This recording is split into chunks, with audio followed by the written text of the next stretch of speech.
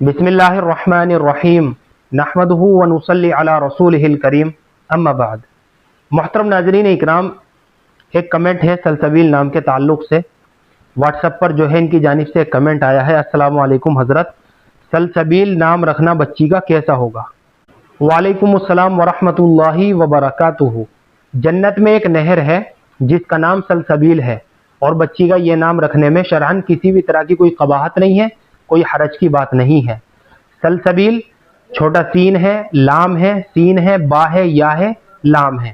सलसबील कुछ इस तरह से जो है इसका सही तलफ़ुज़ है। और कुरान करीम के अंदर भी जो है इसका तज़किरा आया है, आइनन फीहा तुसम्मा सलसबीला, यानी जन्नत में एक नहर है जिसका नाम सलसबील है।